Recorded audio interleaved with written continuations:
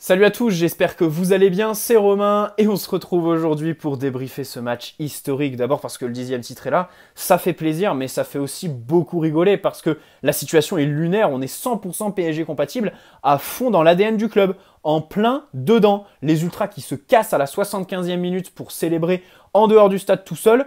Entre-temps, Lens qui égalise, tu te dis, mais s'ils mettent le deuxième, qu'est-ce qu'ils font de leur feu d'artifice et leur tambour, les mecs? Le président Nasser qui n'est pas en tribune le soir du titre, et puis sur le terrain, un PSG qui est resté fidèle à lui-même, ce PSG 100% en 2021-2022, avec trois anomalies que j'ai identifiées. D'abord Kylian Mbappé, en manque de réussite, un petit peu hors de forme ce soir. L'équipe type, quand même, celle dont on a toujours rêvé et qu'on n'a jamais eue, hein, finalement c'est un petit peu tard.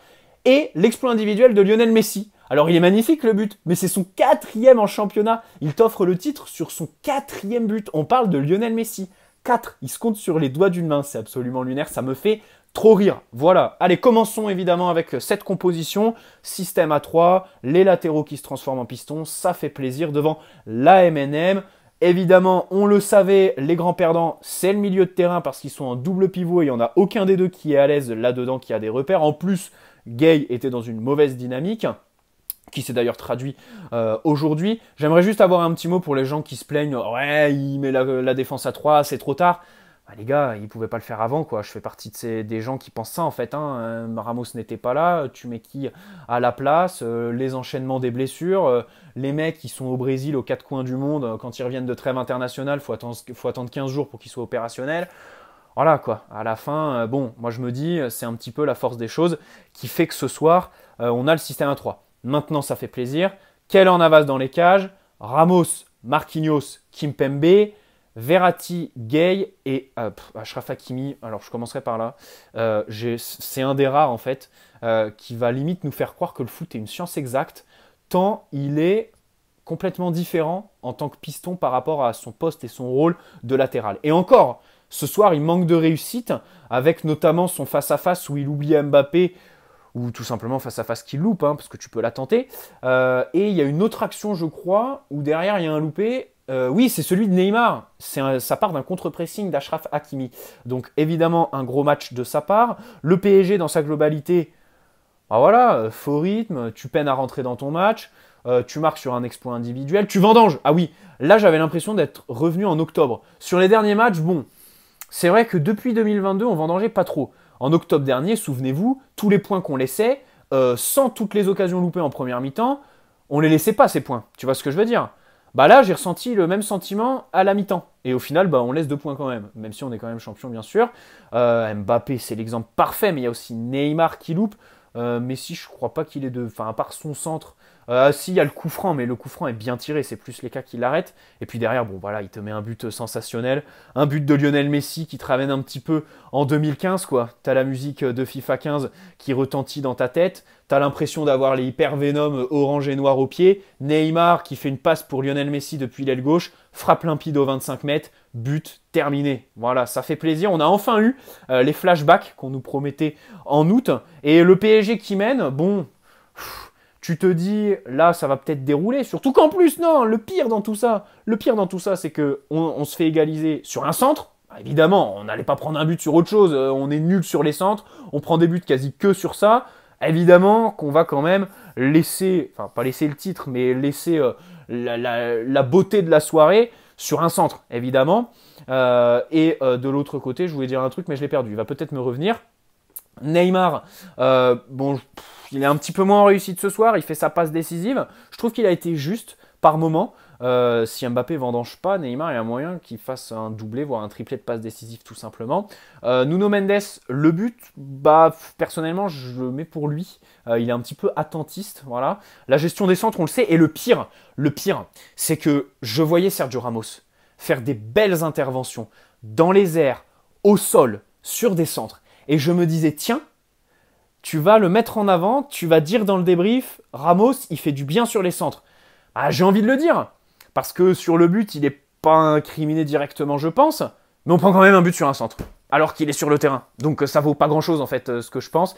Mais clairement, ouais, il y a 2-3 interventions qui m'ont fait penser qu'en fait, c'est là que tu te dis défensivement, il faut juste quelqu'un qui a cette science en fait. Hein. Les mecs, ils sont abrutis quoi. Ils savent pas gérer un placement, ils savent pas gérer la défense en fait dans la surface de réparation tout simplement. Hein. L'intelligence situationnelle, elle est pas là quoi. Les Achraf Hakimi, Kimpembe à moindre mesure, même si lui c'est un petit peu plus haut sur le terrain qu'il est un peu neuneux, et Nuno Mendes quoi. Marquinhos, ah ouais, alors j'aimerais m'arrêter sur Marquinhos parce que le système à 3, il nous fait un peu mentir quoi. Dans la mesure où il n'est pas trop dans l'alignement. Hein. Et il joue très très haut, hein. Il est sur la même ligne que Gaï et Verratti quasi toute la première mi-temps. En seconde, il se calme un peu, il finit le match au diapason là-haut, t'as l'impression que le mec il a trop d'énergie en fait. Le mec il a trop de choses à donner, il a passé trop de nuits à se tourner dans son lit, et là il a envie de tout lâcher quoi. Voilà, il faut qu'il court, il faut qu'il se lâche, il en a ras-le-bol d'être défenseur, il faut qu'il aille au contre-pressing, qu'il joue en avançant, voilà, qu'il aille vers le ballon, et moi, enfin... Je disais après le match contre le Real, j'avais d'ailleurs prévu une vidéo qui n'est jamais sortie d'ailleurs, mais je vous disais, la clé en défense pour changer quelque chose, ce serait éventuellement un gros recrutement, donc en virer un des deux, ou alors faire un gros recrutement et Marquinhos qui monte au milieu de terrain. Voilà, alors ce gros recrutement, ce pourrait être Sergio Ramos, ce pourrait être aussi le système A3, mais la montée de Marquinhos au milieu, désolé les gars, mais ce soir... peut-être que lui, individuellement, il y en a qui vont continuer à croire qu'il est meilleur défenseur et tout ça, pas de problème, je vous entends. Mais il fait mieux que 80% de nos milieux ce soir, en termes de contre-pressing. Et surtout, ce que j'ai adoré chez lui, c'est que déjà, il frappe en première mi-temps. Et ensuite, il fait des passes clés. Des passes très justes dans le dernier tiers du terrain. Et ça, il y a quand même peu de nos milieux de terrain qui le font. Hein. Danilo Pereira, tout le monde vénère sa saison, mais dans le dernier tiers, il apporte pas beaucoup. Il a marqué, ok, de la tête, il a son style bien à lui. Par contre, pour délivrer des passes et tout ça, il n'y a pas grand monde. Paredes, pareil. C'est toujours la même chose, Paredes. C'est casser les lignes dans les intervalles. Vous n'allez pas me dire qu'il est capable, voilà, dans le dernier tiers, de faire les passes que fait Marquinhos ce soir. Bon, Gay, il est amorphe, mais de toute façon, c'était sûr. Dans un double pivot, Gay, tu dois rien attendre de lui. En plus, face à lui, il a quand même de la combativité, quoi. Fofana l'a bien bouffé en première mi-temps. Et même Marco Verratti a peiné à rentrer dans son match. J'aimerais quand même le signaler. Ces 2-3 derniers matchs, Verratti, on va pas lui en tenir rigueur, parce que c'est vrai qu'il vit une saison un petit peu compliquée. Il peine à rentrer dans son match, il fait des petites erreurs là aux 30 mètres d'habitude, il perd jamais le ballon à 30 mètres du but. Là, bon, il y a une faute en début, enfin il obtient une faute qui est un petit peu sévère.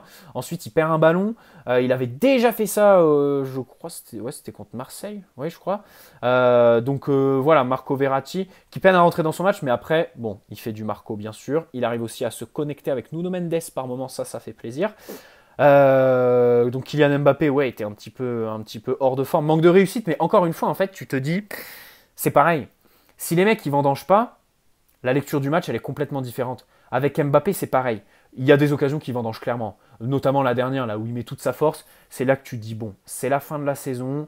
Il a beau être exemplaire de professionnalisme, à un moment donné le gars il se lâche et dans sa tête ça disjoncte un petit peu parce que le geste c'est gros bourrin, tu vois ce que je veux dire. Mais il y a quand même des gestes qui sont réussis. Le sauvetage sur sa ligne, bon alors c'est vrai que le coup franc, il le joue très rapidement, c'est un petit peu fourbe, mais c'est un manque de réussite en fait. C'est pas lui qui loupe son geste en soi, et s'il le met, tu sais très bien qu'il prend confiance, et qu'après, bah, il réussit tout ce qu'il entreprend à partir du moment où il marque, tu vois ce que je veux dire. Du coup, bah, la dynamique, elle n'est pas arrivée. Elle n'a pas été installée ce soir pour Mbappé. C'est comme ça.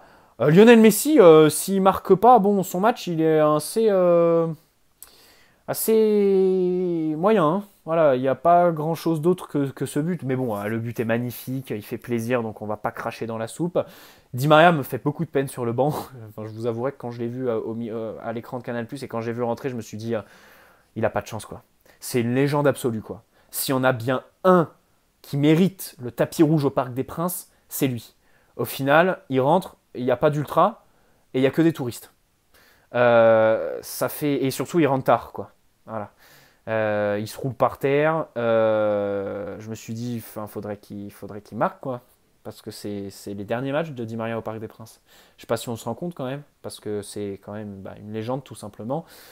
Il a fait clairement la saison de trop, mais moi ça me fait vraiment un pincement au cœur hein, quand je le vois. Hein. Mercredi, c'était pas le même sentiment parce que contre Angers, il fait un bon match. Voilà, je me dis mercredi, bon, j'étais content pour lui, tu vois. Puis de l'autre côté, je me disais bon bah c'est cool s'il sort par la grande porte. Mais là, ouais, sur le banc, le visage vide, fermé, bon, il remplace Achraf Hakimi. Bref, Marquinhos, ouais, je crois que j'ai tout dit sur Marquis. Navas n'a pas eu d'arrêt à faire. Dans les relances, je trouve qu'il s'applique. Et franchement, c'est vraiment un politicien celui-là. Parce que quand il y avait l'alternance avec Donnarumma, là, que ça lui plaisait pas, avant la bourde contre le Real, il te balançait les parpaings en touche, il n'y en avait rien à foutre. Et là, maintenant qu'il sait que Donnarumma s'est planté, il s'applique. Il s'applique Keylor. Ça se trouve, il a envie d'inverser la tendance, ça se trouve, parce qu'il a fait une déclaration lourde de sens après Angers. C'est bien qu'il ait pris la parole, et je trouve qu'elle a été assez... Ça a été une vraie prise de parole qui a du sens tout en étant diplomate. Notamment avec, j'ai pas de problème avec Didio, tout se passe bien avec lui. Voilà. Je crois que j'ai à peu près tout dit. Hein. Je m'attendais quand même à ce qu'on souffre un petit peu plus, tu vois. Parce que en décembre, rappelez-vous, on s'était fait tourner. On s'était fait, mais laver complètement, hein, sur tout le match, quoi. C'était une catastrophe, ce match contre Lens là-bas. Je me disais, bon, ils vont peut-être mettre un petit peu plus d'intensité. Au final, non. Et puis le PSG est resté mais complètement fidèle à lui-même, quoi. Mais c'est marrant, c'est super drôle, quoi, parce que voilà, ça dénature pas le titre.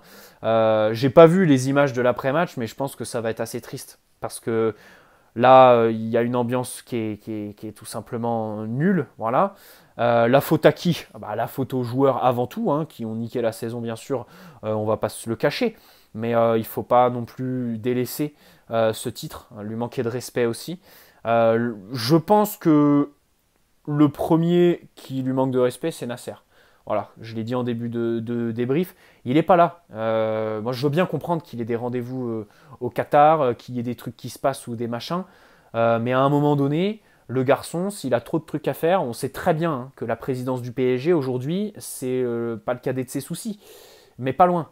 Et il s'est pas exprimé après le match contre le Real. Hein. Voilà. Il y a 4-5 ans, il parlait dans la presse. Hein. Il donnait des interviews à France Football dans l'équipe à chaque fin de saison. Là, on espère qu'il va le faire. Mais il n'a pas pris la parole après le Real. D'ailleurs, tu me diras, Leonardo non plus. Pochettino, j'en profite pour tacler le club. Franchement, ça a été honteux. Parce qu'après le Real, le traitement médiatique, comment on a géré ça. Aujourd'hui, c'est très simple. Les journalistes, ils se plaignent parce qu'aucun joueur s'arrête en zone mixte. Alors que bon, c'est vrai que c'est un petit manque de respect pour les supporters, en fait, qui ont envie d'entendre les joueurs parler, et pour les journalistes qui sont là, qui font leur travail et qui voient personne venir répondre à leurs questions. Tu vois ce que je veux dire? Tu peux avoir toute la haine que tu veux contre les journalistes. Pour moi, ça n'en reste pas moins un manque de respect pour eux. Et surtout après le Real, quoi. Honteux, honteux. Alors nous, de notre côté, on avait 3 pauvres posts Instagram de Neymar, Donnarumma et Verratti. Allez, fais avec ce que t'as.